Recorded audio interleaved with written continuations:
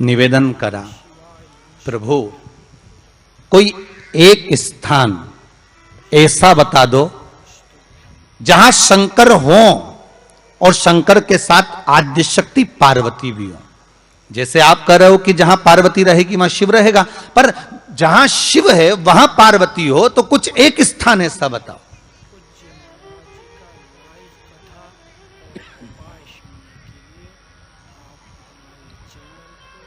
वो स्थान हमको दे दीजिए।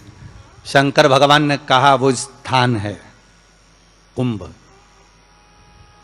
कलश। कौन सा स्थान? जम के बोलिए। कलश। कलश देखा है आप लोगों ने? कुंभ कलश।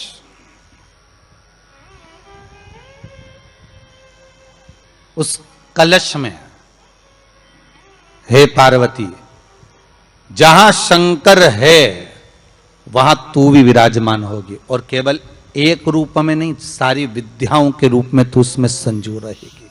केवल एक कलश। आज नया संवत्सर है, नूतन वर्ष है।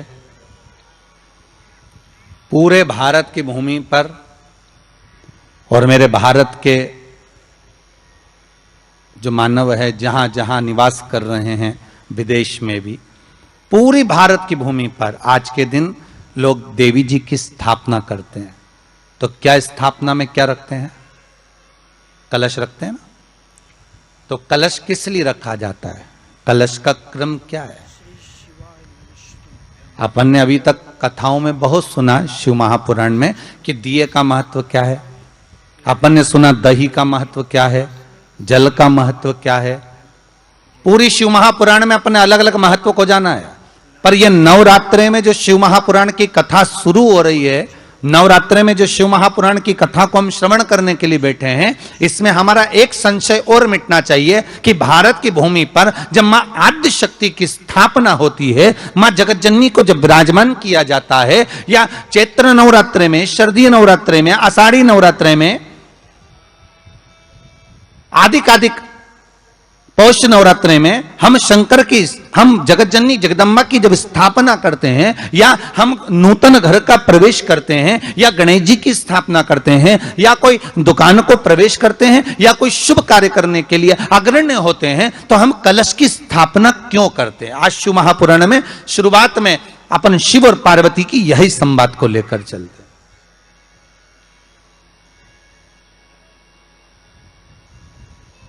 आखिर कलश में ऐसा क्या है? कलश के अंदर आखिर ऐसा क्या विराजमान है कि 33 कोटि देवता उस कलश के अंदर आकर बैठ जाते हैं? महाराज,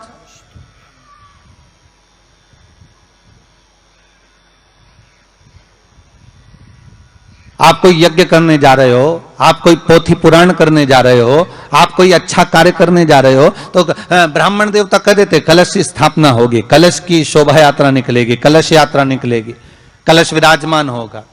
और आज हर की पौड़ी पर, प्रयागराज में, या उज्जैनी में, नासिक में जो बड़े बड़े कुंभ के मेले होते, कुंभ का मतलब भी तो कलश से होता है। उसकी महत्वता क्यों है? उस कुंभ की, उस घड़े की महत्वता कहां से प्रकट हो गई? शिव महापुराण की कथा कहती है महाराज, भगवान ओघड़दानी शंकर स्वयं आद्य शक्ति जगदम्बा से कहते हैं कि जगदम्बा तू क्या चाहती है बोल। तो जगतजननी जगदम्बा कहती है कि जहां मैं हूं वहां शंकर है। यह आपने कह दिया, पर जहां शंकर है वहां पार्वती का होना जरूरी है। उसके लिए सिद्ध करने के लिए एक स्थान ऐसा बनाया जाए जहां पर शंकर विराजमान है और शंकर के साथ पार्वती विराजमान है। तो शिव जी ने कहा, पार्वती उसके लिए मैं तुझे एक सुंदर कलश का निर्माण कर देता हूं। दुनिया का रचनाकार, दुनिया की रचना करने वाले महाराज, संपूर्ण ब्रह्मांड की रचना करने वाले, जिनको भगवान शिव ने स्वयं ब्रह्मदेव से कहा है कि ब्रह्मा जी तुम सृष्टि खंड को आगे बढ़ाइए, सृष्टि की रचना करिए। और आज ही के दिन, यही चैत्रीय प्रतिपदा के दिन,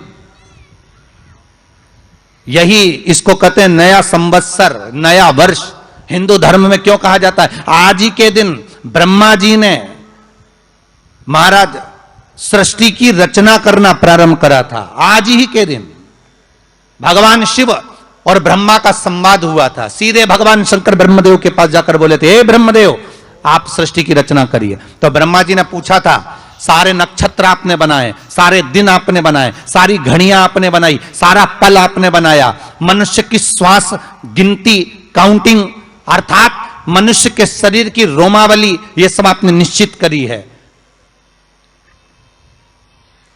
मनुष्य की कितनी धड़कन चलेगी, कितनी श्वास चलेगी, 21,600 श्वास जो मानव के शरीर से प्रतिदिन निकल रही है, 3.5 करोड़ रोम छिद्र जो मनुष्य के शरीर में बने हुए हैं, ये संपूर्ण बनाने वाले आप हो। एक एक घड़ी, एक एक पल, एक एक नक्षत्र, एक एक समय बनाने वाले आप हो। हर श्वास को बनाने वाले आप हो। तो आपसे मुझे कहना है कि एक निर्माणकर्ता ब्रह्मदेव, आप ब्रह्मा जी कर रहे हैं, तो एक काम करो ना कि सृष्टि की रचना भी आप करो। भगवान ब्रह्मा ने शिव जी से कहा कि सृष्टि की रचना आप करिए।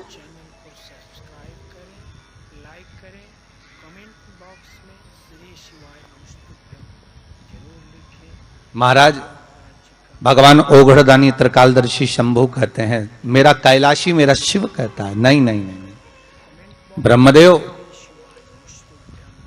सृष्टि की रचना करने को तो हम कर दें, मना नहीं है, पर भगवान विष्णु की नाभि से आप प्रकट हुए हो।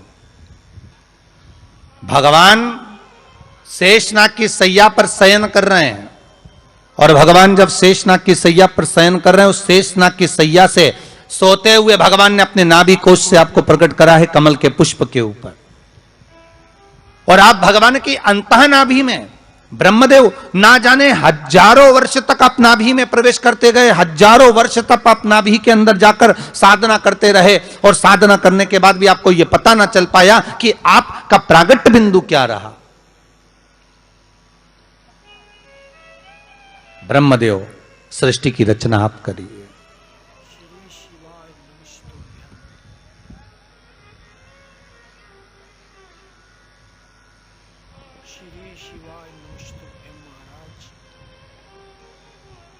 ब्रह्मा जी कह रहे हैं, नाथ,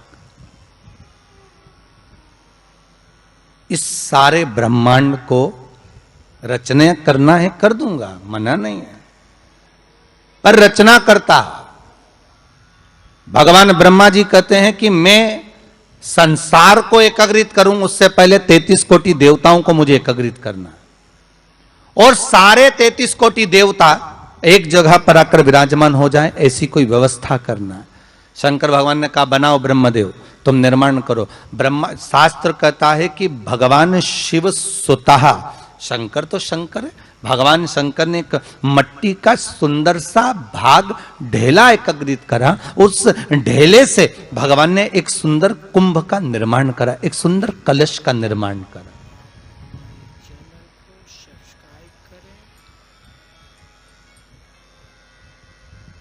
देखिए कितनी सुंदर कथा है। अगर आप लिंग पुराण में इस कथा को निकालोगे तो एक आनंद की अनुभूति और होगी। अगर किसी के मन में संशय हो कि यह कथा कहां से ली गई है, तो लिंग पुराण में से आप इसको निकालिए। उसमें वर्णन किया गया कि सफेद मट्टी का शिवलिंग, लाल मट्टी का शिवलिंग, पीली मट्टी का शिवलिंग, काली मट्टी का शिवलिंग, उस शिवलिंग के निर्माण के पहले जब भगवान का पूजन करने के लिए पात्र की जरूरत पड़ी, तो उस पात्र का निर्माण किसने करवाया था? और सबसे पहला पात्र निर्मित, सबसे पहला पात्र का निर्माण, ये तांबा, सोना, चांदी, पीतल, इनके पात्र तो बाद में बने साहब। सबसे पहला पात्र बना ही काय का था? जम के बोलिए जरा, काय का बना था? सबसे पहला पात्र था ये मिट्टी का। आज भी हिंदू धर्म में भले तुम्हारे घर में सोने के कलश हो, भले चांदी के कलश हो, भले तुम्हारे घर में पीतल और तांबे के पात्र रखे हो, पर आज भी अगर ब्राह्मण कहेंगे कि हमें कोई यज्ञ करना है, अनुष्ठान करना है, हमें ये स्थापना करना है, तो ब्राह्मण एक ही बात कहेंगे कि तांबा, पीतल, चांदी के हमें पात्र नहीं चाहिए। ब्राह्मण कहेगा मैं मिट्टी के कलश लाकर रखो।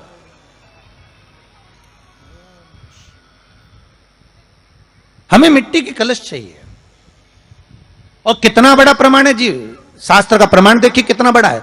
आप किसी दूसरे घर में जा रहे हो, आप अपना घर छोड़कर और दूसरे मकान में जा रहे हो, और आपको लगा कि मैं इस घर में अब 15-20 दिन नहीं आऊंगा, 1 महीना नहीं आऊंगा, तो शिव महापुराण की कथा कितना सुंदर कहती है कि अगर आप जा रहे हो और आपको ऐसा भय लगता है कि इस मकान में कोई दूसरी प्रवेश ना करे, कोई दूसरा जीव ना आ जाए, इस मकान में कोई अंतरात्मा ना आए, इस मकान पर कोई टोना ना करे, इस मकान में कोई टोटका ना करे, इस मकान में कोई जादू ना करे, तो उसके लिए शिव महापुराण की लिंग पुराण वर्णन करती है कि मात्र एक मट्टी का कलश, उस मट्टी के कलश में एक महाराज थोड़ा सा धान भरकर, उसमें 1 सिक्का 1 रुपया उसके अंदर डालकर और 1 बेलपत्र उसके अंदर डालकर उसको उसके एक दिए से या प्लेट से या नरियल से उसको रखकर एक स्थान में ईशान के अंतर्गत उसको रखकर चले जाइए। उस मकान में ना तो कोई भीतर प्रवेश कर सकता है, उस मकान में ना कोई टोना कर सकता है, उस मकान में ना कोई टोटका कर सकता है, उस मकान में ना किसी की नजर लगती है। और वो पात्र कोई दूसरा नहीं होना, वो पात्र होना चाहिए मट्टी का कलश। मट्टी के कलश की बड़ी महत्वता है हमारी। अब तो थोड़ा सा महाराज हो गया कि लोग हम मट्टी का कलश अगर तुम दोगे भी तो ब्राह्मण क्या काम में लेगा, तो ब्राह्मण जन कह देते हैं थोड़ा तांबे के 4 कलश लेकर आइए हो, तुम जरा स्टील के 5 कलश लेकर आइए, आप तुम तांबे के या ये बर्तन लेकर आइए। पहले इसका प्रमाण नहीं था, पहले प्रमाण था केवल मट्टी का कलश। स्थापना जो थी वो मट्टी का कलश, विराजमानता थी मट्टी का कलश, जिसका निर्माण स्वयं भगवान शिव शंकर, भगवान शंभु, भगवान त्रिकालदर्शी कैलाशी स्वयं लिंग पुराण के अंतर्गत शास्त्र वर्णन करता है कि जिसमें सुंदर शिवलिंग की स्थापना करी गई, शिवलिंग का निर्माण करने के लिए भगवान ने, और स्कंद पुराण में भी आता है यही बात, शिव महापुराण में भी आती है। और आपको पहले भी कथा में कहा कि ब्राह्मण सफेद मट्टी का शिवलिंग बना, पहले भी कथा में कहा, आज फिर कह रहा है। क्षत्रिय लाल मट्टी का शिवलिंग बना है, वैश्य पीली मट्टी का शिवलिंग बना है, शूद्र काली मिट्टी का शिवलिंग का निर्माण।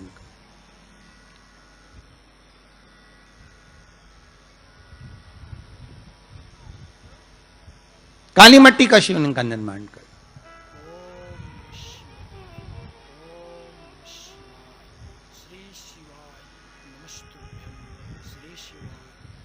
एक बहुत अच्छी बात कहें, अगर आप लोगों को अच्छा लगे तो अपनी जिंदगी में उतारना, ना अच्छा लगे तो उसको छोड़ देना, ठीक है। जितने लोग भी कथा सुन रहे हो बहुत ध्यान देना, ये जो पानी पीने का जो मटका होता है ना, जिसको हमारे यहाँ कलश कहा जाता है, हंडा कहा जाता है, जिसको हमारे यहाँ परिंडा कहा जाता है, मटका कहा जाता है, तो पहले जो मटका चलता था वो लाल कलर का चलता था, ठीक है। उस पे कलाकृति करते थे लोग, उस पे डिजाइन करते थे। आपके यहाँ भी होगा, जितने लोग कथा सुन रहे हो ना, आपके यहाँ भी मटका होगा, लाल कलर का चलता था। अभी अभी जो मटका चल रहा है ना, उसका कलर चेंज कर दिया गया। कौन सा कलर का हो गया? वो काले कलर का बेचने लगे। तो वो बेचने वाला क्या कहता है कि साहब ये सफेद, ये लाल जो मटका है ना, इस मटके से मजबूत अगर कोई मटका है तो वो काला है। बोलो सही है कि गलत है? अरे बोलो तो सही है ना। आप कभी जाओगे बाजार तो कह देगा, कुमार भी कह देगा, ये जो मटका है ना लाल वाला, इस लाल वाले मटके से मजबूत ये काला वाला मटका है, ये काला मटका है। और महाराज इससे पानी ज्यादा ठंडा ये कर देगा। पर शिव महापुराण की कथा, लिंग पुराण की कथा कहती है, और अगर आपने बैसाख मास की कथा को श्रवण कराओ, बैसाख की एक कथा होती है, उसको अगर आपने श्रवण कराओ तो उसमें वर्णन आता है कि घर के अंदर जहां पर आप पानी पीते हो, जिस स्थान पर अन्नपूर्णा निवास करती है, जिस स्थान पर अन्नपूर्णा का वासा होता है, रसोई घर में जहां पर भोजन बनता है, उस स्थान पर काला मटका नहीं रखा जाता। काला हंडा, काला मटका उस स्थान पर नहीं रखते। पर आज फैशन के हिसाब से, अरे साहब वो ये मटका थोड़ा कम ठंडा पानी देगा तो ये मटका ज्यादा ठंडा पानी देगा, तो उसको काले मटके को रखें। पर हमारे शास्त्र कहता है काला मटका लोग रखते कहां थे? पहले जो शास्त्र रीति थी, उस काले मटके को रखते थे जब मकान बनता था, जब प्रॉपर्टी बनती थी, जब जमीन बनती थी, जब जायदाद बनती थी, संपदा बनती थी, तो उस स्थान पर उस काले मटके को केवल नजरोटे के लिए, केवल हाय के लिए, केवल नजर के लिए रखा जाता था। उसको लोग लेना पसंद नहीं करते। पर आज के व्यक्ति को अगर कह दिया जाए कि ये 2 मटके रखे हैं साहब, लाल भी है और काला भी है, तो कौन सा पसंद करेगा? वो काला वाला ही दे दीजिए साहब, ये पानी ज्यादा ठंडा करेगा, उसकी श्रेष्ठता रहेगी। नहीं, शिव पुराण कह रही, भगवान कुंभ का निर्माण कर रहे हैं, भगवान कलश का निर्माण कर रहे हैं, और भगवान स्वयं ब्रह्मदेव कर रहे हैं कि आप ऐसा निर्माण कर दो जिसमें 33 कोटि देवता स्वतः विराजमान हो जाए। तो भगवान ने उस कलश का निर्माण कर दिया। अब कलश का निर्माण करा तो स्वयं भगवान ब्रह्मदेव बोले, प्रभु इस कलश के अंदर मेरा स्थान कहां है? मेरा स्थान कहां है?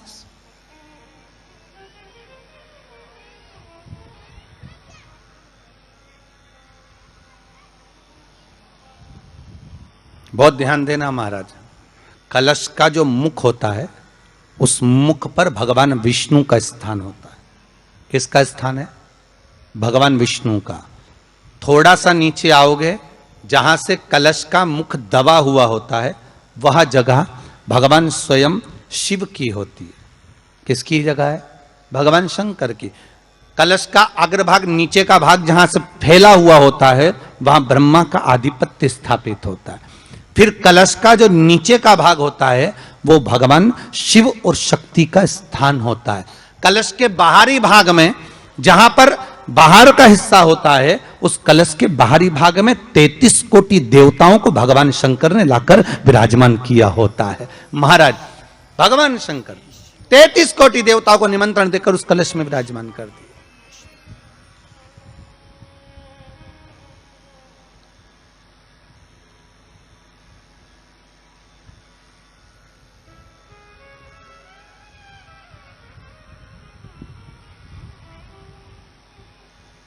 कितना सुंदर लिखा है देवी भागवत के अंदर कि जहां जगह पर किसी देवताओं को बुलाने की जरूरत नहीं होती, 33 कोटि देवता उस जगह पर स्वतः विराजमान हो जाते। स्वयं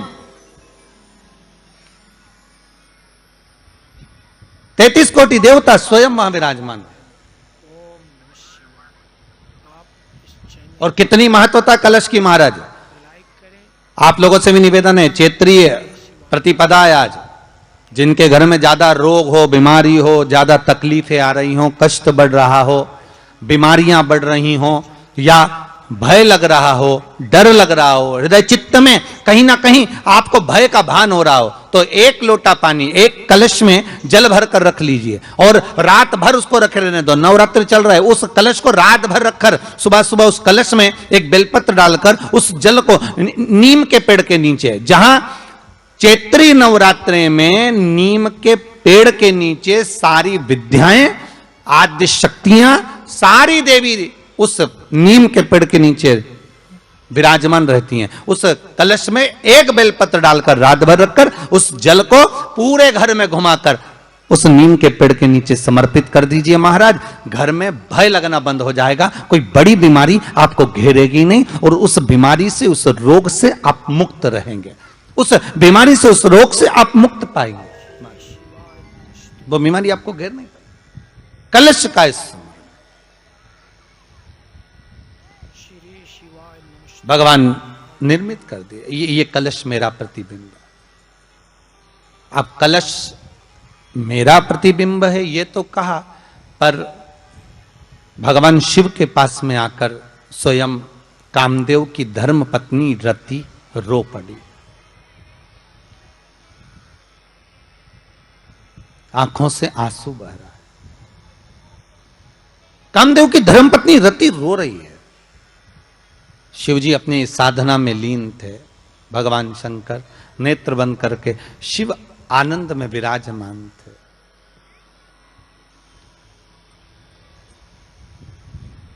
नेत्र बंद बाबा।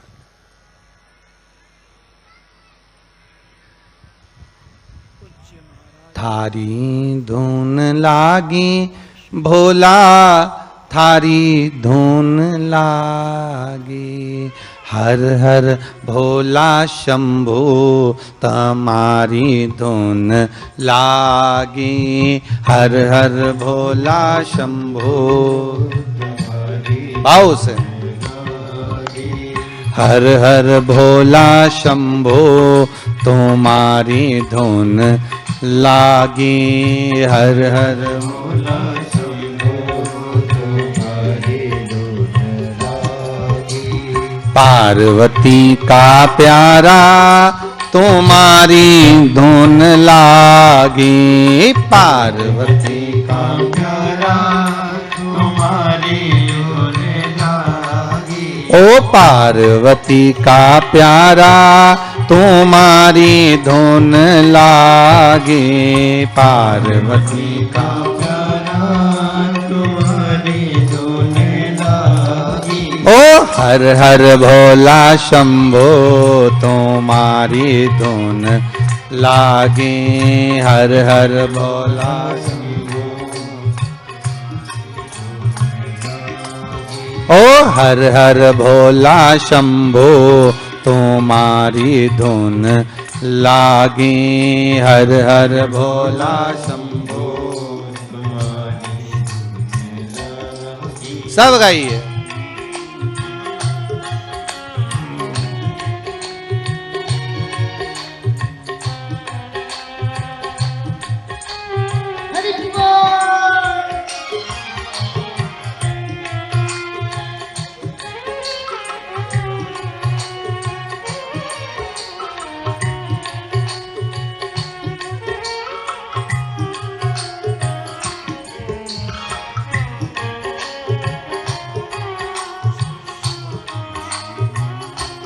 देहो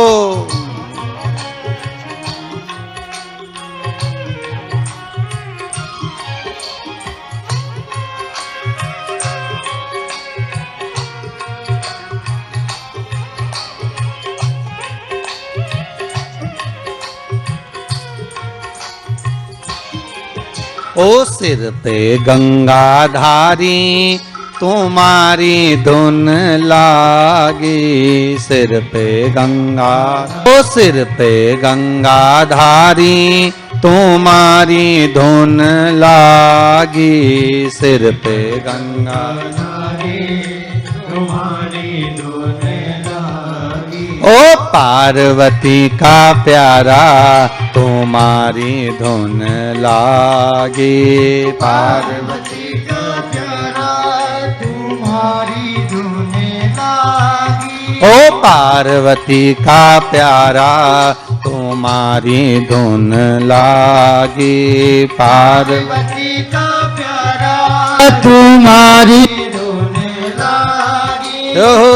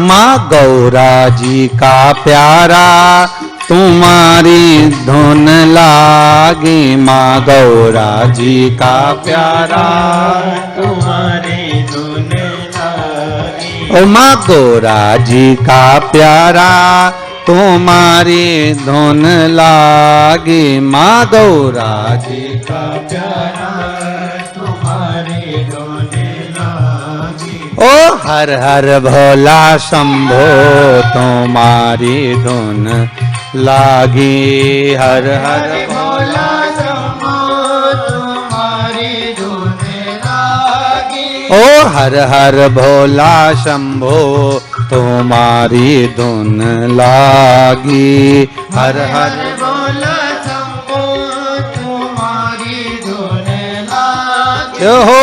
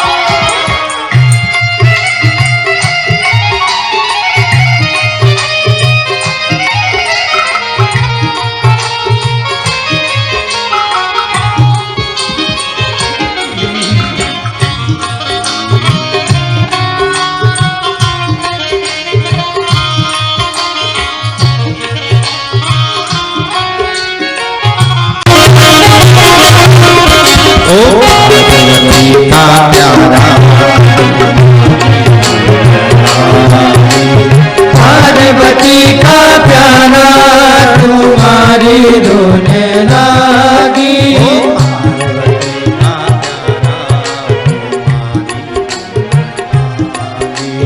पार्वती का प्यारा तुम्हारी धुन लागी। हर हर भोला शंभो तुम्हारी धुन लागी। हर हर भोला शंभो तुम्हारी धुन लागी। हर हर भोला शंभो तुम्हारी धुन लागी। हर हर भोला शंभो तुम्हारी धुन लागी। हर हर महादेव।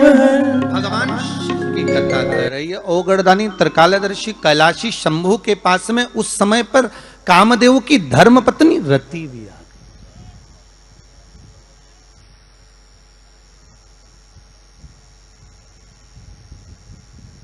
जिसके नयनों में जल भरा हुआ। शिवजी ने पूछा, बोलो रति,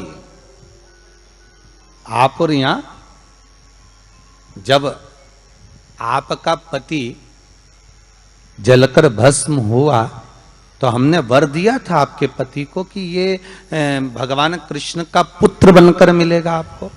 फिर क्यों आप यहां पर आई हो? क्या हो गया ऐसा? क्या चाहती हो आप?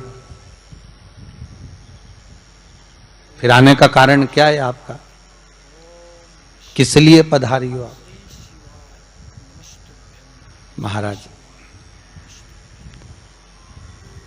मेरा पति जो जलकर भस्म हुआ था, उसके भस्म होने पर मेरे ऊपर भी केस लगाया। तो भाई केस तुम्हारे ऊपर किसने लगा दिया? ऐसा क्या हो गया कि तुम यहां मेरे पास में? प्रभु, बात इतनी सी है कि मेरा पति जब आपके नेत्रों की ज्वाला द्वारा जलकर भस्म हो रहा था, उस समय पर वो आम के पेड़ पर बैठा हुआ था।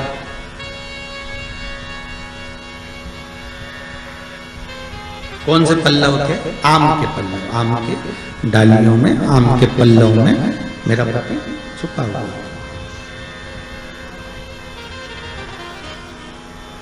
तो फिर क्या चाहती है? भगवान से मां रति कह रही हैं, दिक्कत केवल इतनी सी है कि मेरा पति जलकर भस्म हुआ, आपने वर दे दिया कि वो कृष्ण के पुत्र बनकर हमें मिल जाएंगे। वो हम मान रहे हैं, सब जानते हैं, ठीक है। पर दिक्कत इतनी सी है कि जिस आम के पेड़ पर मेरा पति बैठा हुआ था, उसके चक्कर में वो आम का पेड़ भी जला, तो वो आम का पेड़ जो जला, उसने मुझसे कहा है कि पति का तो उद्धार हो गया, पर हमारा उद्धार कैसे? अब देखिए, कई लोग कहते हैं प्रश्न करने वाले पीछे नहीं हटते महाराज, बहुत प्रश्न करते हैं और प्रश्न कर कर पूछते हैं, गुरुजी ये कलश के ऊपर आम के पत्ते क्यों लगते हैं? उसका उत्तर है, ध्यान दीजिए। प्रश्न बहुत है तो उसके उत्तर भी बहुत है, बस उसको समझने वाला चाहिए। और आप लोगों को तो आज बहुत बहुत भगवान ने कृपा करी है, जो आप पहले दिन ही कलश स्थापना होती और पहले दिन ही आपको ये ज्ञान हो जाए कि बच्चे पूछे कि कलश क्यों रखा जाता है, कलश के ऊपर आम के पत्ते क्यों लगाए जाते हैं, कलश के ऊपर नारियल क्यों रखा जाता है, कलश के ऊपर 9 बार मोली क्यों बांधी जाती है, मोली मतलब लच्छा नाड़ा 9 बार क्यों लपेटा जाता है नारियल के ऊपर, कलश के ऊपर जब रखते हैं।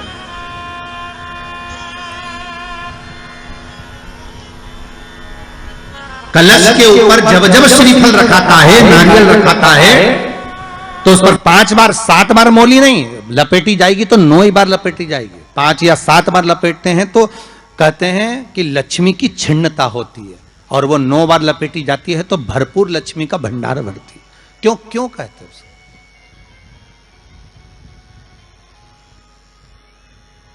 महाराज आम के पल्लव, तो मैं केवल आपसे इतना सा निवेदन करना चाहती हूँ, आपसे केवल इतना कहना चाहती हूँ कि प्रभु मेरे मन का संशय मिटा दीजिए, और जो आम का वृक्ष मेरे पति के साथ जलकर भस्म हुआ है उसकी विनती को आप स्वीकार कर लीजिए, आप उसके लिए भी कुछ कृपा कर दीजिए।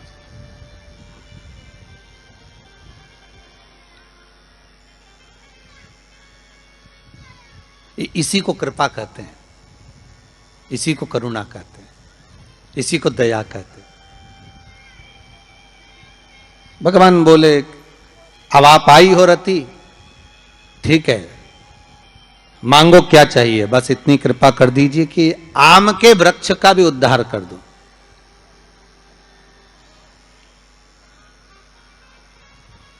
शिवजी ने कहा हम वर प्रदान करते हैं रति, जहां शिव और शक्ति है, जहां 33 कोटि देवता इस कलश के अंदर विराजमान होंगे, उस जगह पर स्वयं कंठ पर जहां पर मेरा निवास होगा, उस जगह पर ये आम के पल्लव अमृत के तुल्य माने जाएंगे, और इनका निवास हमारे ही हाथ में, हमारे ही हस्त कमल में विराजमान होगा, हमारे ही हाथ में। कितना सुंदर है महाराज जी। उस आम के पल्लव की महत्वता को जरा जानिएगा, बहुत बहुत ध्यान दीजिएगा। आम के पत्ते देखें आप लोगों ने? अरे बोलो जम के तो बोलो, देखें। उसका प्रयोग कभी आप लोगों ने करा? आम के पत्ते का कभी प्रयोग कर कर देखिएगा। अभी तो नवरात्रि चल रही है, नवरात्रे में जब 5वां दिन नवरात्रे का रहे, चैत्री नवरात्रे का 5वां दिन रहे, और मान लो कि आपके घर में किसी बच्चे की, लड़के की या लड़की का या मंगल विवाह नहीं हो रहा हो, या शादी नहीं हो रही हो, या उस लड़के लड़की के लिए बहुत प्रयास कर लिया आपने और उसकी शादी हो ही नहीं रही, अथक प्रयास आपने कर लिया और उसका मंगल विवाह नहीं हो रहा, तो ये देवी भागवत में स्पष्ट कहा गया है, देवी भागवत में वर्णन किया गया है, देवी भागवत में वर्णित किया गया, और देवी भागवत में कहा गया कि आम का जो पत्ते होते हैं, आम का जो पत्ता होता है, आम का जो पल्लव होता है, उस आम के पत्ते पर हल्दी और सिंदूर, इन दोनों से स्वस्तिक का निर्माण किया जाए। देवी भागवत का संवाद है, बहुत ध्यान देना महाराज। जिन कन्याओं का विवाह ना हो पंचमी के दिन, नवरात्रे की कोई सी भी पंचमी, मतलब जो पंचमी तिथि पड़ेगी, कोई भी नवरात्रा हो, चाहे वो 4 नवरात्रे में से, चाहे वो पौष का हो, अश्विन का हो, चैत्र का हो, आषाढ़ का हो, किसी भी नवरात्रे में आप कर सकते हैं। एक पान के पत्ते पर, एक ही पत्ते पर जो 2 स्वस्तिक बनेंगे, एक हल्दी का बनेगा, एक सिंदूर का बनेगा। बस अंतर इतना है, जो हल्दी का स्वस्तिक है उस पर कंकु के चावल, अर्थात रौली के चावल, रौली कुंकू के चावल रखना है, और जो सिंदूर का है उस पे हल्दी के चावल रखना। इतना रखकर जिस लड़का लड़की का विवाह नहीं होता उसकी हथेली पर रखकर उसका नाम और गोत्र बोलकर महाराज उसको ले जाकर नीम के पेड़ के नीचे उसको रख दिया जाता है। मात्र 3.5 या 4 महीने ऐसे रहते हैं जिसके अंदर उस लड़का लड़की का विवाह पक्का हो जाता है। जिसका विवाह नहीं होता केवल उसी के लिए, जिसका मंगल विवाह ना हो रहा, आम के पल्लव में शिव का वर प्रदान है। आम के पल्लव में शंकर का आशीर्वाद, आम के पल्लव में शिव का आशीर्वाद।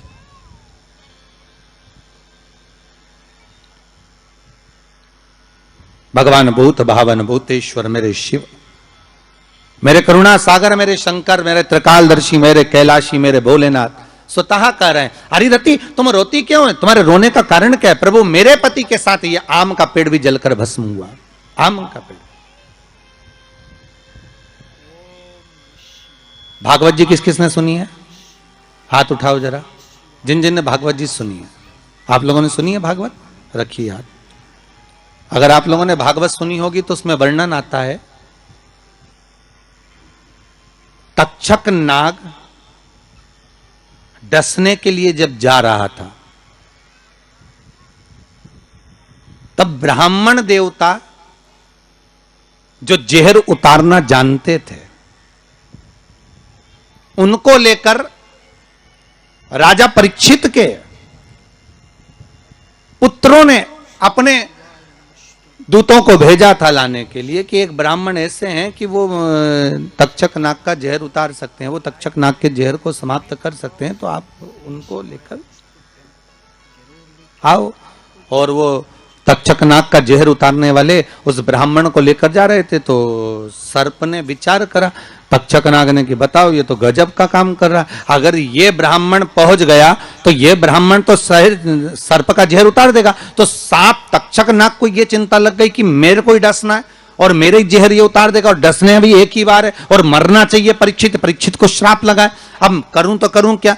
तो सर्प ने विचार करा कि मैं एक रूप रख कर जाता हूं और इस ब्राह्मण की परीक्षा लेता हूं।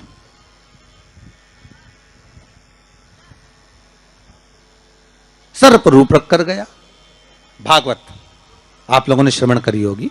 तो जब तक्षक रूप रख कर गया और उस ब्राह्मण के पास में जाकर पूछा कि ब्राह्मण देवता ये बताओ कि आप कहां जा रहे हो? तो ब्राह्मण बोला आपको नहीं मालूम, राजा परीक्षित को सांप डसने वाला है तक्षक नाग और मैं जहर उतारना जानता हूं। अच्छा, आप जहर उतार दोगे? हां। तो किस लिए जा रहे हो? जहर उतारने के लिए। तो जहर उतारने क्यों जा रहे हो? तो कहा राजा है राजा, जब राजा का जहर उतारेंगे तो मुद्रा भी कितनी मिलेगी आपको मालूम नहीं है क्या? अच्छा, ब्राह्मण देवता इसलिए जा रहे हो? हां। पर उसको तो किसी संत ने श्राप दिया। अरे तो श्राप संत ने दिया है, हम ब्राह्मण हैं, हमारा कर्म है किसी को बचाना, तो हम तो बचाएंगे। अच्छा, आप में इतनी सामर्थ्यता है कि आप तक्षक नाग का जहर उतार दो? अरे तक्षक नाग आकर अगर मेरे सामने खड़ा हो जाए और किसी को डस ले तो यह पक्का है कि मैं जहर उतार सकता हूं। अच्छा, तो इतने में तक्षक नाग सामने बिल्कुल प्रकट हो गया और तक्षक नाग प्रकट होकर बोला बता ब्राह्मण किसको डसूं मैं?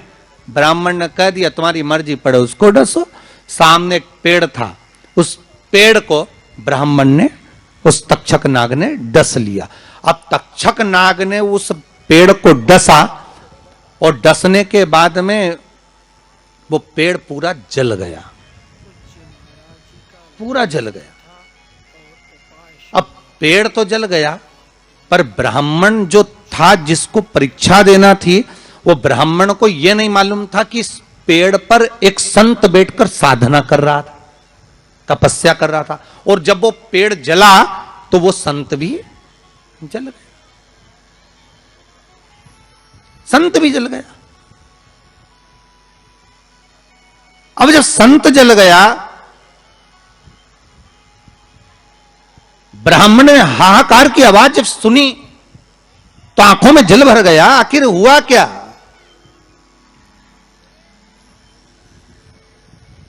ये संत जल कैसे गया?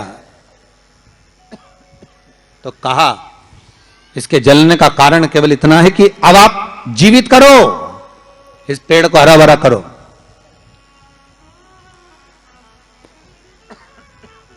इस पेड़ को हरा भरा कर दीजिए।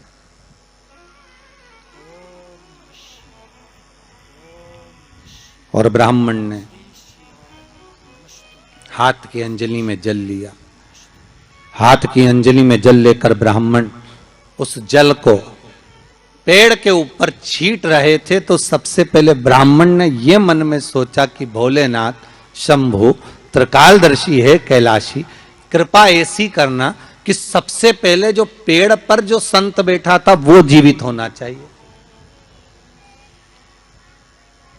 जो वृक्ष पर संत बैठा है वो जीवित होना चाहिए।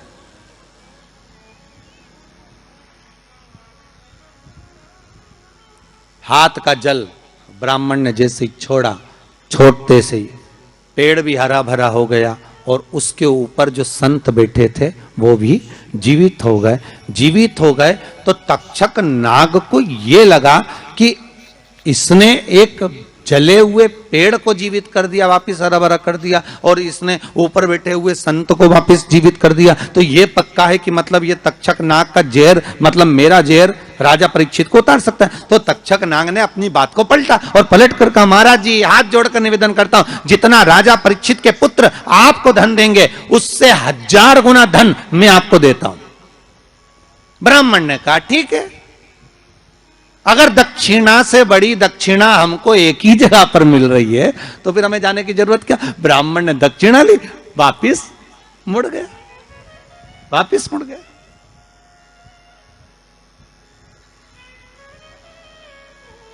अब ईमानदारी से बोलो,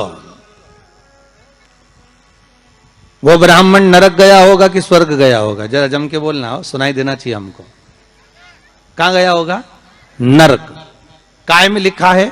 देवी भागवत में।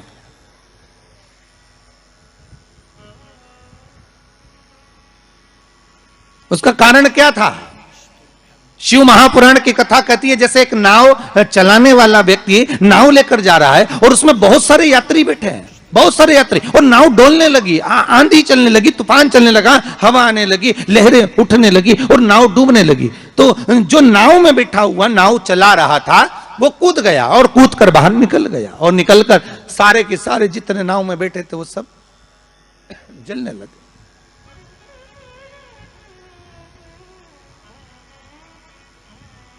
जितने नाव के अंदर बैठे थे वो सारे के सारे जलने लगे।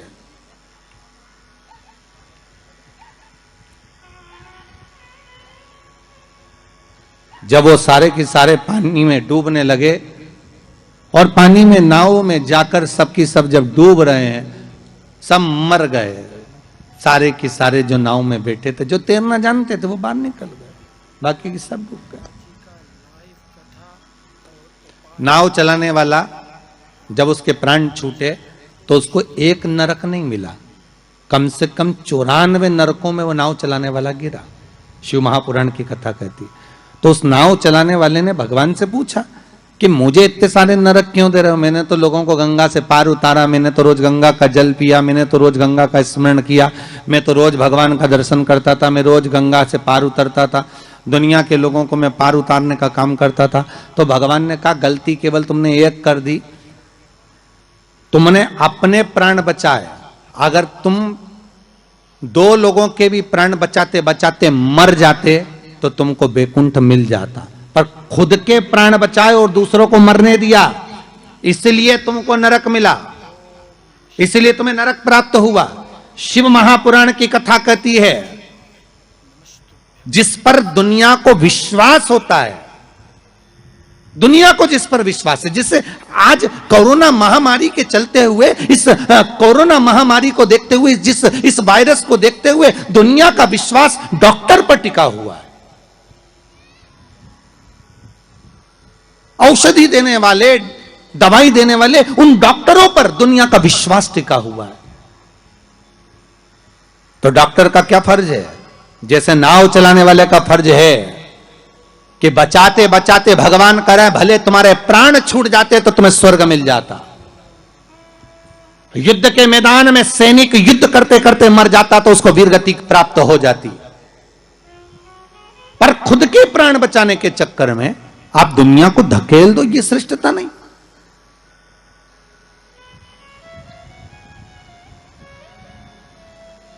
ये इसमें श्रेष्ठता नहीं। जब तक उस शरीर में प्राण है, जब तक उस शरीर में श्वास है, डॉक्टर भी अपनी जान झोंक दे कि कैसे भी मुझे इसको बचाना है, चाहे कुछ भी हो जाए, इसके प्राण बचना चाहिए। फिर धन मूल नहीं है, फिर संपदा मूल नहीं, फिर सत्ता मूल नहीं है।